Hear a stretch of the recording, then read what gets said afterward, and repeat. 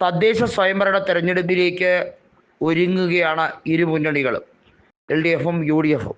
എന്നാൽ BJPയെ സംബന്ധിച്ചിടത്തോളം vote share വർദ്ധിപ്പിക്കുക, കോർപ്പറേഷനുകളിൽ ഏറ്റവും പ്രധാനമായും തിരുവനന്തപുരവും തൃശ്ശൂരും നോട്ടമിട്ടിരിക്കുകയാണ് അവർ. മാത്രമല്ല, പാലക്കാട് നഗരസഭ കൈവിട്ടു പോകും എന്ന് അവർക്ക് മനസ്സിലായത് പാലക്കാട് നടന്ന ഉപതെരഞ്ഞെടുപ്പിലൂടെയാണ്.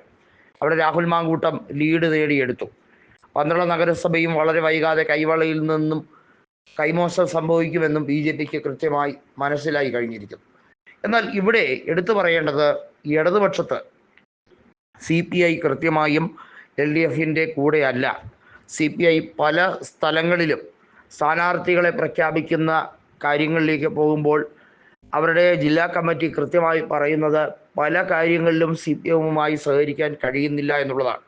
കണ്ണൂർ ജില്ലയിൽ ഉൾപ്പെടെ അത് വ്യാപകമായി പ്രകടമാകുന്ന ഒരു സാഹചര്യമാണ്.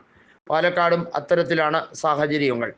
CPMൻ്റെ വാക്കും കേട്ട് അവർ പറയുന്നത് കമ എന്ന് തിരിച്ചു പറയാതെ, മറുപടി പറയാതെ, മിണ്ടാതെ പഞ്ചപുച്ഛം അടക്കി നിൽക്കുന്ന ഒരവസ്ഥയൊക്കെ കഴിഞ്ഞു. ജനാധിപത്യ മാർഗത്തിൽ തങ്ങൾക്കുള്ള അർഹതയ്ക്കൊത്ത അംഗീകാരം ലഭിക്കുന്നില്ലെങ്കിൽ കേവല രാഷ്ട്രീയ ബാധ്യതകൾ ഒന്നും തന്നെ ഞങ്ങൾ മുഖവിലയ്ക്ക് എടുക്കുന്നില്ല എന്ന തീരുമാനത്തിലേക്ക് പോകാനാണ് CPIയുടെ നിലപാട്.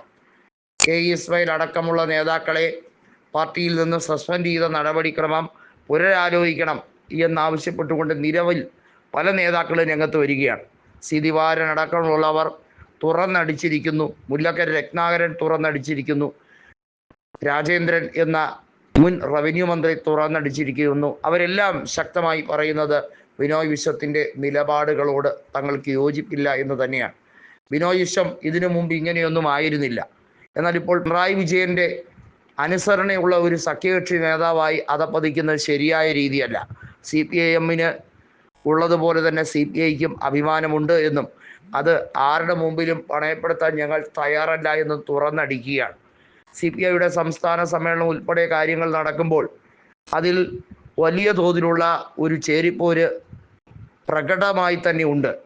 ഓരോ ജില്ലകളിലും ആ ചേരിപ്പോര് കെട്ടടങ്ങുമോ എന്നുള്ളത് കാത്തിരിക്കുകയാണ്.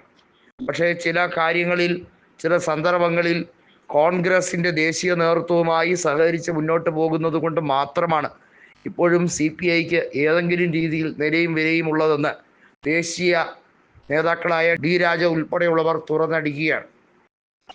സംസ്ഥാനത്ത് ലോക്സഭാ തെരഞ്ഞെടുപ്പ് നടക്കുമ്പോൾ CPI സ്ഥാനാർത്ഥികൾക്ക് അനുകൂലമായി ഒരു രീതിയിലും പ്രവർത്തനം നടത്താത്ത CPM ഉപദേശിക്കാനും മാർഗനിർദ്ദേശം നൽകാനും ഇങ്ങോട്ട് വരണമെന്നില്ല എന്ന് VS സുനിൽകുമാർ അടക്കമുള്ളവർ പറയുകയാണ്.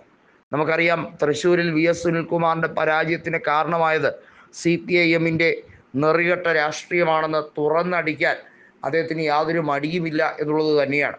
CPIയോട് കാണിച്ച ഈ രീതിയിലുള്ള അവജ്ഞതയ്ക്ക് ശക്തമായ മറുപടി പറഞ്ഞാൽ മുന്നണി സംവിധാനം തന്നെ തകർന്നു പോകുമെന്ന് ഉറപ്പിച്ച് പറയുകയാണ് മുതിർന്ന നേതാക്കൾ പലരും.